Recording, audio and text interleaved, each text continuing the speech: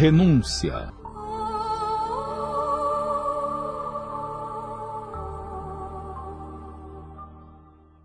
Pela manhã seguinte, Carolina e seus 2 filhos deixaram o palacete da Cité, despedindo-se secamente da sobrinha. Somente os preparativos para o enlace de Beatriz com Henrique de Saint-Pierre ofereciam esperanças de paz, apesar das dores e preocupações. A filha de Cirilo só aguardava uma melhora de sua mãe para marcar a data do consórcio, mesmo vendo que seu estado se agravava dia a dia após o falecimento do velho professor. Alcione andava abatida. Certa noite, Rob, já quase homem feito, demorou-se mais do que de costume e isso perturbou Alcione, que sentia um aperto no peito. Não tardou e um portador da igreja de Saint-Landry, onde ele trabalhava, bateu à porta do palacete e...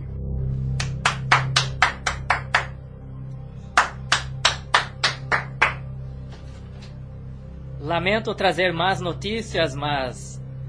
o Rob foi seriamente ferido, sendo vítima de um desastre ao sair da igreja, e o abade pede sua presença urgente. Mas como foi isso? Parece que Rob caminhava distraído e uma carruagem em velocidade o atingiu brutalmente. Os cavalos espantaram-se e o cocheiro não teve tempo de evitar o pior. E como ele está? Muito mal. Um dos cavalos o pisoteou no peito e ele sangra muito. Ele ainda conseguiu que chamasse o abade e que a prevenisse com urgência. Vamos logo, Alcione! Não há tempo a perder! Lá chegando, ambas se apavoraram com o estado do pobre Rob. O sangue borbulhava sem parar das feridas abertas. Não havia mais esperanças. O abade e alguns da igreja lamentavam que o jovem músico estava no fim. Alcione aproximou-se do irmão adotivo e, colando os lábios aos seus ouvidos, perguntou: Como foi acontecer isso, meu irmão? Deve ser a vontade de Deus que se cumpriu. Levar-te comigo para casa. Vou cuidar dos teus ferimentos. O carro nos espera lá fora. Não posso mais.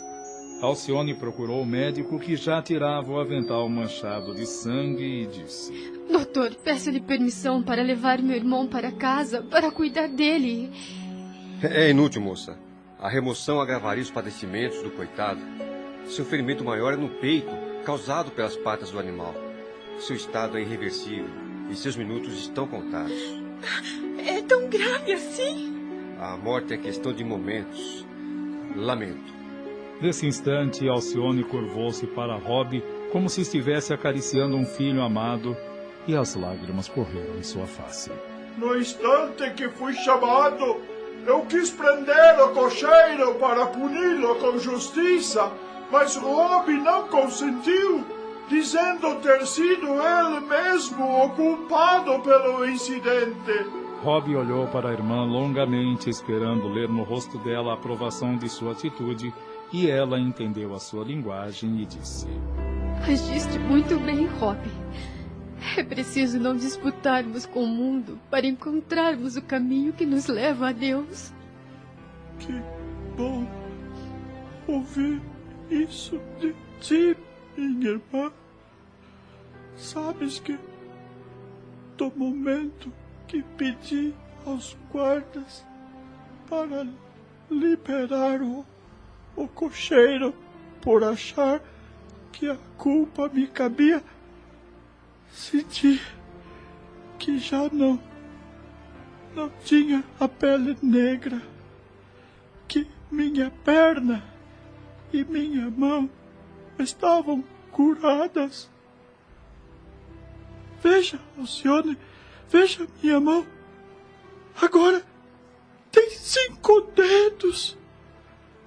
E meus olhos posso ver claramente. Só não posso me levantar e acompanhar-te. Mas depois que dormir, ficarei Farei. Bom.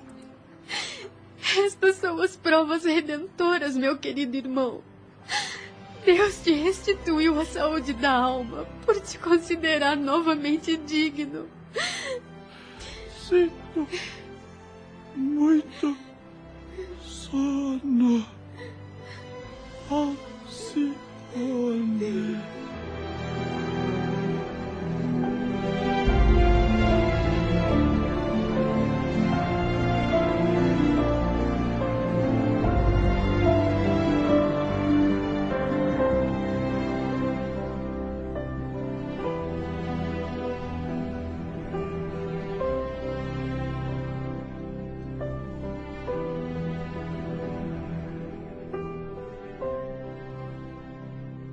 O passamento do irmão adotivo abalara Alcione mais do que prevera. O noivo de Beatriz cuidou do funeral. Para Alcione, fora o último elo familiar que se separava da sua família. A antiga chácara de Ávila ficava na saudade e perdida no tempo. Recordara-se de João de Deus e Dolores, pais biológicos de Rob, do padre Damiano, sua mãe, seu pai, seu avô, que desceram às sepulturas, e de Carlos, que se afastara pela incompreensão. Amargurada pela saudade, recolhera-se em seu aposento e, tomando o velho crucifixo dado por Dona Margarida, sua avó, a filha Madalena, e agora com ela, abraçando-o contra o peito, disse: Ah, meu Jesus, não me desampares. Foi nesse exato momento que a pobre louca Susana, dando pela falta de Alcione num ímpeto, abriu a porta de seu quarto e num impulso bradou: Alcione! Alcione!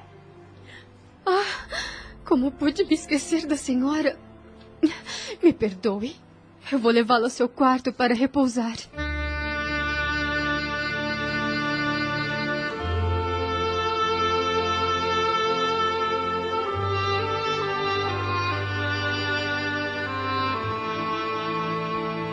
Após a morte de Rob, Susana Davenport viveu mais 2 anos. Teve uma agonia prolongada. Na sua hora derradeira, no leito, tomou a mão de sua filha e colocou-a nas mãos de Alcione, dando a entender que Beatriz nunca deveria de esquecer de considerá-la como um exemplo de vida, um símbolo. Os dias se passavam e Alcione já estranhava o repouso das tarefas que se dedicava anteriormente. Só os preparativos para o casamento de Beatriz trouxe-lhe ânimo, pondo de lado a solidão que estava sofrendo.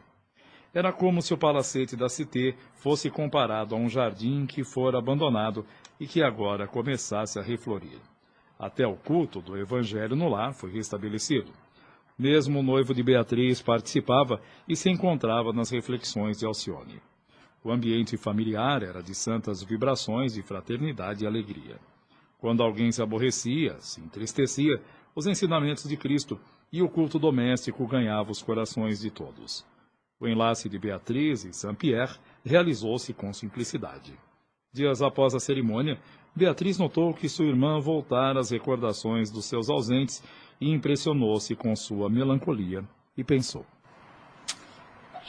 preciso fazer alguma coisa para arrancá-la desse estado. Ela é jovem, apesar dos seus 30 anos. Seus traços de beleza e da juventude são nítidos. Vou falar com ela agora mesmo. Estamos apresentando Renúncia. Voltamos a apresentar Renúncia. Minha querida irmã, tenho visto que andas triste e abatida. Vamos eliminar isso tudo que aflige teu coração? Nota-se em seus olhos. Não te perturbes com isso, minha irmã. Quando nossos braços repousam, é natural que os pensamentos se agravem. Não estou triste, podes crer. É que tenho meditado muito e isso te induz a notar mágoas em meu espírito. Acontece que quando saio para passear com Henrique, sinto que meu júbilo se mistura ao remorso de por te ver assim. Tu és mais merecedora das bênçãos dos céus do que eu. Mas preciso te dizer algo e peço-te que não me censures. É que... Dize sem receio de que se trata. É que tenho pedido a Deus que te concedas a graça de um matrimônio feliz. Constituir uma família ao lado de um homem leal e puro e de filhos carinhosos. Alcione, eu posso te auxiliar nesse assunto. Quem sabe uma viagem a um outro país ou mesmo descansar em alguma praia, em contato direto com a natureza, irá lhe fazer muito bem. Mas eu estou muito bem e nada me falta. Beatriz notou que sua irmã se esforçava para conter as lágrimas, mas prosseguiu. Henrique e eu temos pensado na colônia distante, onde temos bens materiais de relevância e que futuros negócios surgirão, bem como meus tios na América. E tua companhia conosco será indispensável.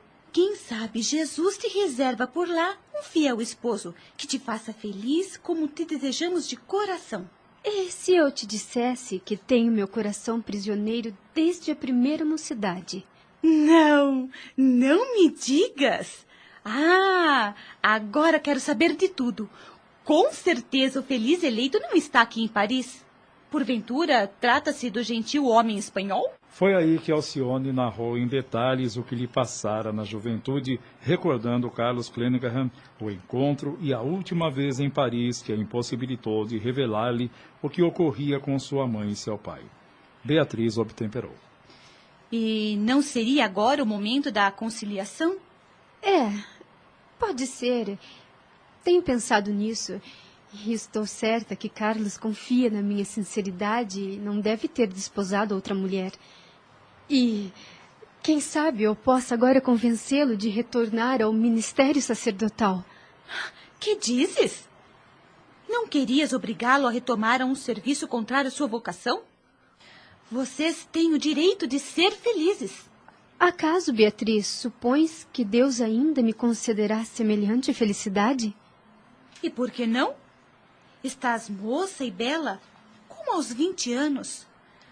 Vamos já entrar em contato com Ávila. Minha irmã, não seria melhor que eu fosse até lá?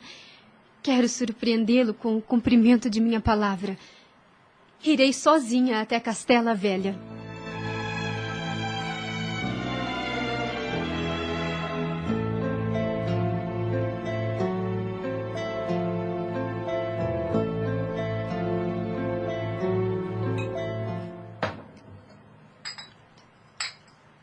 Alcione, Beatriz me contou de tuas intenções e te adianto que Carlos Clenaghan será bem-vindo, pois preciso de um companheiro para desdobrar nossos negócios.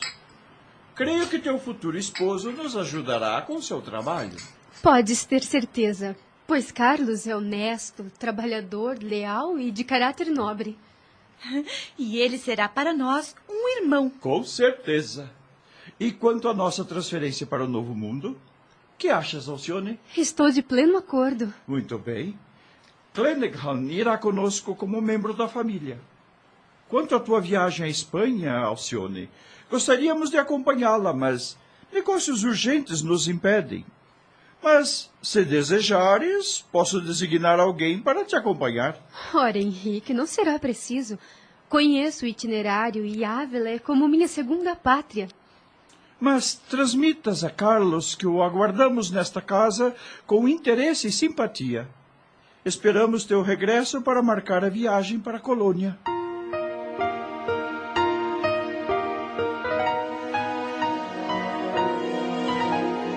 Dali a 30 dias, Beatriz e o esposo acompanharam Alcione até o porto de Havre, de onde ela embarcaria até o porto de Vigo, na Espanha.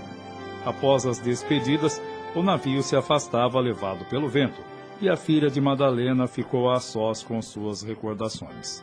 Sua mãe, Rob e o padre Damiano vieram-lhe à mente mais vivas do que nunca. De um lado, era o mar que impressionara o irmão adotivo. Do outro, o aspecto da costa que o velho sacerdote lhe dera certas explicações.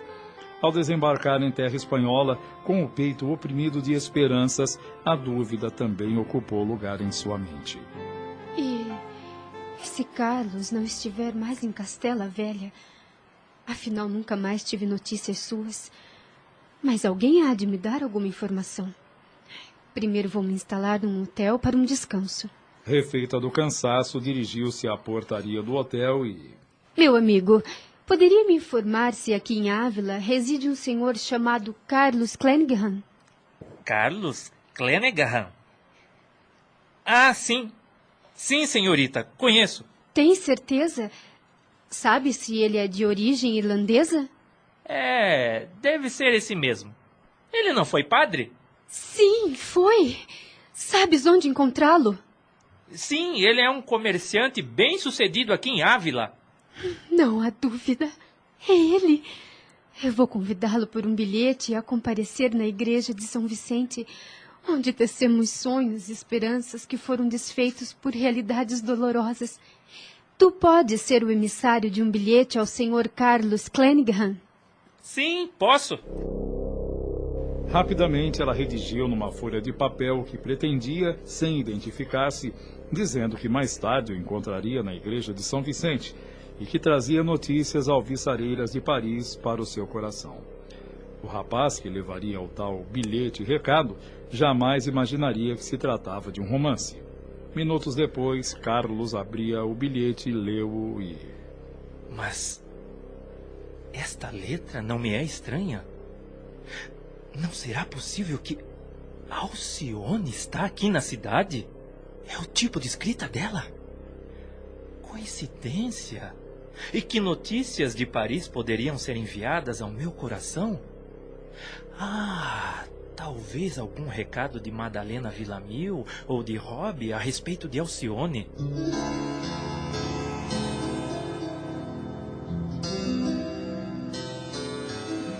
Eis que entardecia e a noite chegava. Alcione dirigiu-se até o velho templo. Ajoelhou-se, fez suas preces, recordando o velho sacerdote a quem se devotou como filha afetuosa. De repente, seu coração vibrava acelerado. Era o sobrinho do padre Damiano. E... Carlos! Carlos! Não me reconheces? Vim cumprir minha promessa. Alcione? Meu Deus! Não estou acreditando. Me perdoes. Se eu soubesse antes que te causaria este abalo, não teria feito esta surpresa. Num misto de emoções e lembranças amargas, de esperanças perdidas, Carlos estava atônito e sem palavras. Alcione, percebendo o estado dele, disse: Vamos sair e respirar o ar da noite. Nos fará muito bem. Olha ali o velho banco de pedra. Sentemo-nos. Mas, afinal, conta-me. Dê-me as notícias dos seus e dos amigos. Com todo amor e devotamento, Alcione narrava os acontecimentos em sua vida junto aos seus. Falou dos passamentos de sua mãe e de Rob, e a forma como ele desencarnou. Carlos a tudo ouvia atentamente, e lamentou os fatos, e num ímpeto perguntou: Agora que estás aqui diante de mim, não posso deixar de te dizer o quanto tua atitude magoou o meu coração. Senti que me tratavas tão friamente. Por quê? Carlos, naquela ocasião, Jesus me pedia testemunhos de filha aos quais eu não poderia fugir e... Mas eu me ofereci para trazer tua mãe e Rob em nossa companhia. Poderíamos ter sido muito felizes, mas tu te opusestes. E o que fazias naquele palacete da Cité? Por que saías da tua casa a pé e depois tomavas um carro discretamente? Alcione, eu te segui, te observei. E aquele homem que te abraçou no portão quando chegavas sorridente? Alcione, quanto veneno lançastes na minha alma. Jamais pude imaginar que Paris te transformaria tanto a ponto de esquecer nossos compromissos e contrariar tua mãe enferma que tanto desejava sair de Paris e voltar à vida simples de Ávila. Calada, Alcione a tudo ouvia com muita atenção e depois de uma pausa sentenciou: Não devias ter sido tão radical no teu julgamento, Carlos. Aquele homem era meu pai. Teu pai? Sim, Carlos. Meu pai, Cirilo Davenport. Desde a enfermidade do teu tio, o padre Damiano, as atribuições que me cabiam, eu as desempenhava com amor e devoção.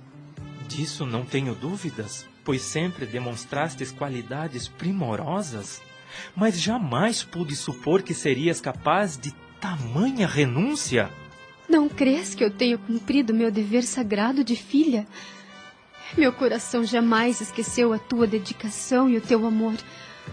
Outrora, tuas obrigações sacerdotais nos impôs a separação. Sempre lutei para que não abandonasses o que sempre considerei uma tarefa sublime. Perdoa-me. É todo e mais puro sentimento que agora sinto. Perdoa-me, Alcione. Acabamos de apresentar